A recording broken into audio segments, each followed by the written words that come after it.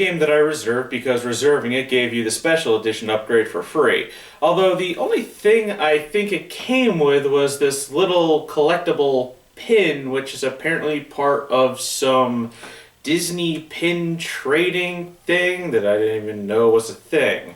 But I actually forgot that I reserved this game until I got a reminder from GameStop to pick it up. I never owned Kingdom Hearts 2. In fact, I completely blocked it out of my memory because of Roxas, a character that I can't stand because of an ex-girlfriend, who was also my first girlfriend, repeatedly saying his name in the most infuriatingly annoying way 30 times a day. No, that's not an exaggeration, but a close estimate. I didn't play it until years after its release when I borrowed it from my friend Gus. I remember putting it down for a while because the 4-hour introduction got so boring as it was much slower paced than the introduction of the first Kingdom Hearts. And the thing is, it's really off-putting if you didn't play Chain of Memories, which I didn't and still haven't. While I like the Kingdom Hearts series, I hate that they made so many side stories that you need to play just to understand the whole story. Doing that makes it more complicated than it needs to be, and it just milks the fans for all they're worth. Because if you didn't play the additional games, then you'll be lost when you go into the numbered series because they reference non-numbered games. Like when the first 4 hours references Roxas and Axel's relationship, or what happened to Sora in Chain of Memories. You'll load up the game and have no idea what's going on, and it's not thoroughly explained. You get an idea of what happened, but it's written in such a way that it feels like it's forcing you to play the non-numbered games.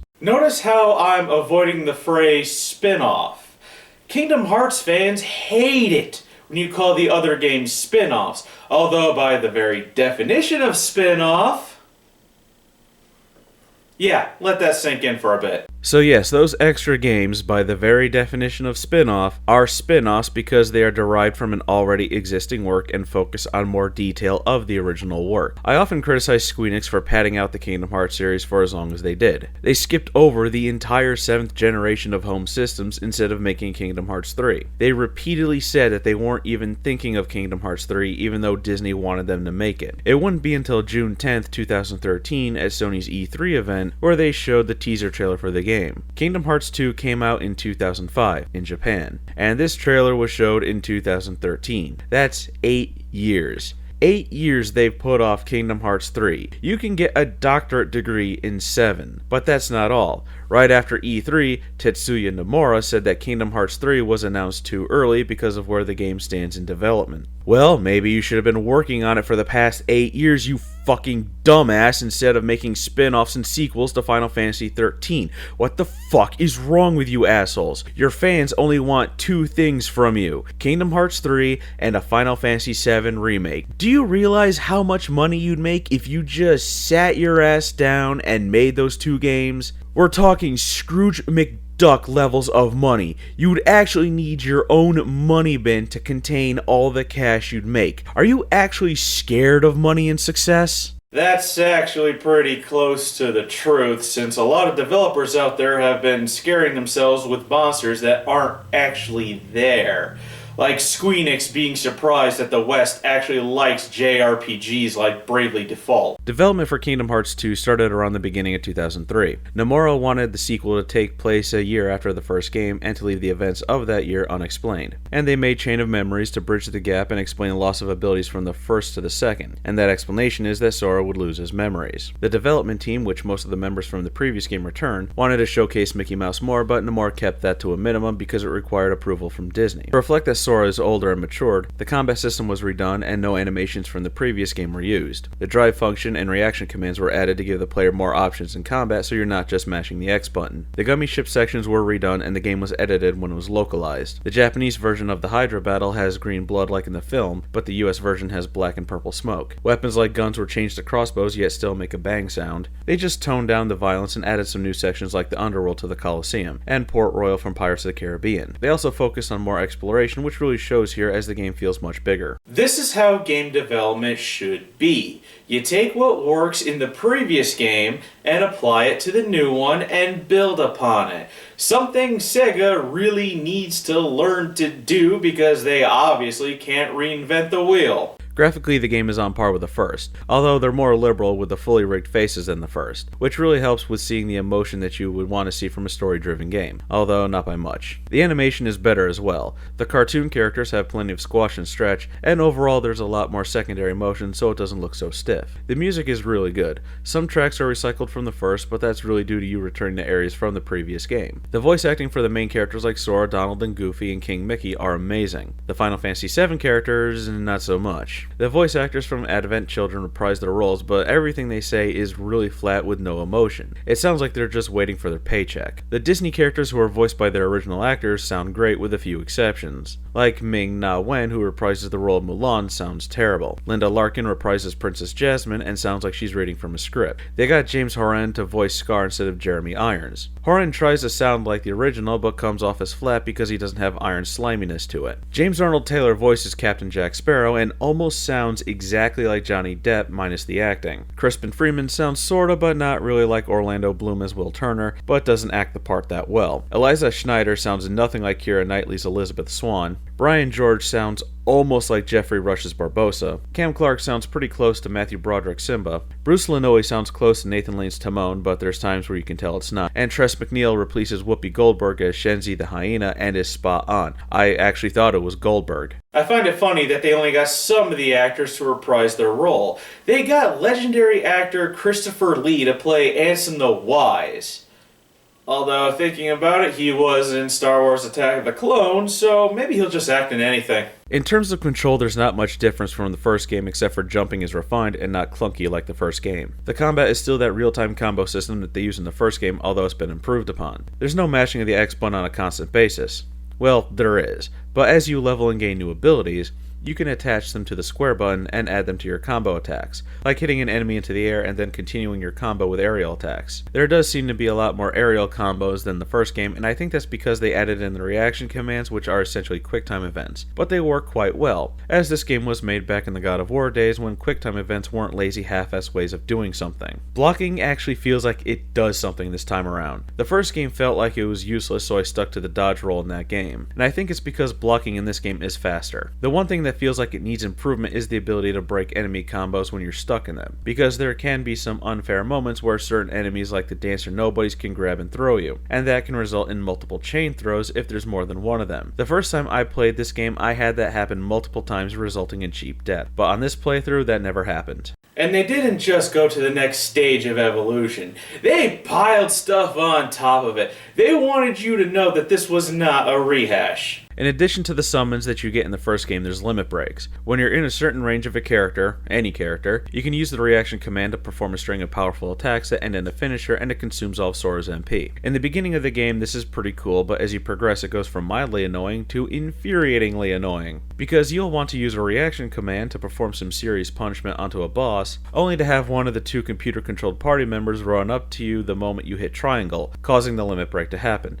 consuming all of Sora's MP, and if you were going to use Cure, you're SOL until the MP recharges. Thankfully, you can shut off the limit breaks by going into the ability menu and disabling them. Then you have the drives, which allow Sora to take on different forms. The first is Valor, which makes Goofy disappear and focuses on physical combat, but you can't use spells. Wisdom Form makes Donald disappear and is the opposite of Valor Form, focusing on magic instead. Master Form makes both Donald and Goofy disappear and focuses on both physical and magical attacks. Final Form is activated randomly when selecting a drive form. After fighting Roxas in the world that never was, and after it activates for the first time, it's freely accessible. And then there's Limit Form, which is exclusive to Final Mix, allowing Sora to use abilities from the first game, and it doesn't use partner characters, allowing them to stay and fight. Then there's Anti-Form, which is activated randomly, and has a higher chance of appearing the more you use Valor, Wisdom, Limit, or Master Form, capping out at a 25% chance if you use those forms 10 or more times. In Anti-Form, you're faster, but you can't use magic or healing items. You take 50% more damage, you don't gain experience, and you can't dismiss it. It disappears once the gauge is empty or there's no more enemies to fight. I've always loved it when a game punishes you for abusing something really powerful, like the original .hack games, where if you use data drain way too much, there'd be a lot of negative adverse effects. including and up to getting a game over. The one thing that I don't like is that the game has these auto-lose condition fights, like fighting Demyx. If you don't defeat a certain number of his water clones, the game is over, or in the Pride Lands where you have to keep Timon and Pumbaa from being attacked, or keep up morale in the Land of the Dragons. They're not hard, just incredibly annoying because you can fail them for dumb reasons, like getting air juggled in a form that has no recovery option, or the last thing you need to defeat is made way on the other side of the arena and you have 3 seconds left, or it was just off camera and you couldn't find it in time. It's just dumb that they can be failed so easily, which makes it annoying. I found this game to be much easier than the first. I only died twice and I stuck with the ordinary Keyblade, as is one of my many RPG traditions. The game gives you so many ability point, power, magic, and defense boosters that you'll turn Sora into a one-man army, as you'll be able to pretty much equip every single ability under the sun. I did die a third time but was saved by King Mickey, which only happens on certain bosses. The first time you die on that certain boss, he'll appear guaranteed, but after that the chances of him showing up diminishes on selected boss fights. The areas are much bigger than the first game, but I can't help but feel disappointed in their design and not being more open. Now to clarify, I'm not going to hold that against the game. I was just thinking that they would step up the areas in the same way they did combat by making it more open. While the areas are much bigger than the first game, it's still a matter of rooms connected to each other, which makes sense since they're technically all fighting arenas. But some places are way too enclosed. There's an area in Agrabah where 2 large bodies get stuck in a doorway in a narrow hall, making it hard to get around them because the only way to attack them is from behind. Sure, you can go around the back way to defeat them, but they'll despawn and respawn in that tiny alcove. Same goes for the underworld, where they spawn in narrow hallways, making it difficult to fight because of the space they take up. I was hoping that these enemies would have been cut from the game because they sucked in the first one as well. The areas really aren't built for exploration, although they encourage it, and nearly everything is out in the open where it needs to be, which is why I was hoping for the areas to be more open than being closed off rooms, because one of the fun elements of an RPG is to explore and find hidden things because it leads to better weapons, armor, or other things. But in Final Mix, you are encouraged to explore because of the puzzle pieces that were added in, and the puzzles are fun to collect. The gummy ship sections are redone, being faster paced and more frantic, making them enjoyable rather than a boring chore that they were in the first game. Now the story is confusing as hell if you didn't play Chain of Memories or 300 something over 2 days.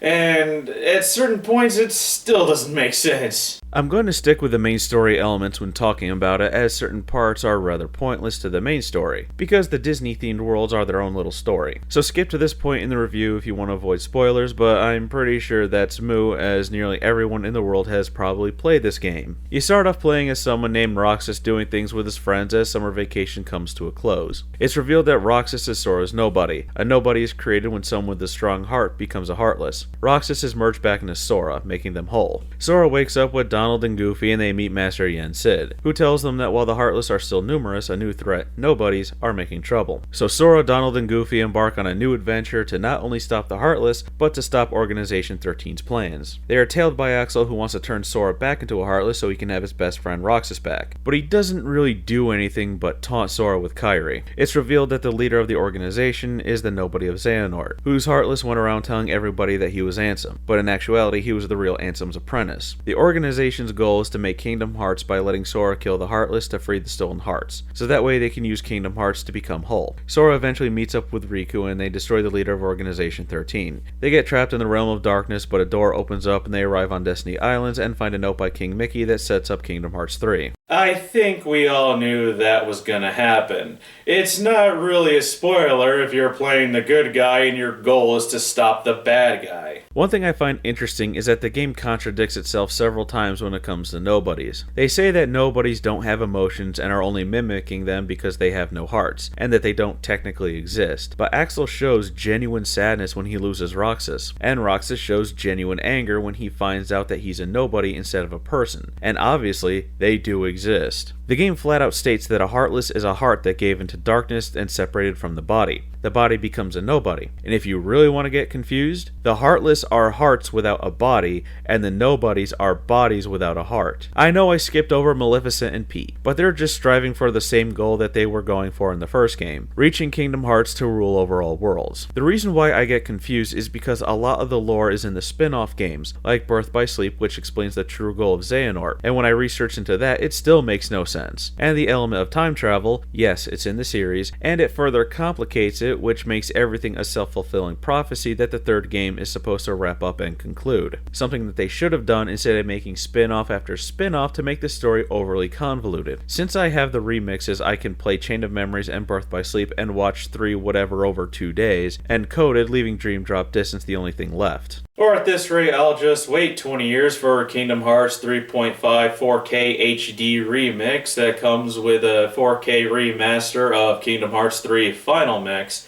Whatever spin-off they're going to include, because you know they're going to make another spin-off, and a Dream Drop Distance fuck it movie that's on the disc. Did I enjoy the story of Kingdom Hearts 2? Well, yeah, I did. It's well written, the characters are awesome, and some of the nobodies are really likable, because they're not really evil, although they're doing evil things to achieve their goal, with the exception of Xemnas, who is flat out evil. And when the nobodies you liked are killed, you feel bad for them, but you learn that there really is no consequence. Because once a Heartless and its corresponding nobody are slain, they reunite into the person they used to be, as is proof of Lee or Leah. I don't know how to pronounce it, I haven't played the 3DS game. But as you can tell, I had to look up some of this information as the game has you asking questions. It doesn't do a bad job at explaining what goes on in it, but you do need to play the other games to get those questions answered. It's a good story that I enjoyed, and while I had to do research into the lore to understand most of it, I still don't get Xehanort's motivation for getting to Kingdom Hearts, but hopefully they'll be answered in the third game. But I am one of those nerds that likes to read into the lore of a video game series, so I'm not going to complain about needing to do research on the series lore. But the reasons why I bring up those points is because there are people that don't like to do research into a game series lore, so that may be a turnoff for them. I'm waiting for the third game, which is long overdue, and I'm looking forward to see how it all wraps up in the end of this chapter of Kingdom Hearts, as the series will continue after the third game. Hopefully they don't stretch it out 12 plus years and counting so far, and not fill it with more spin-offs than main games. And just to give you an idea of how long we've been waiting for Kingdom Hearts 3,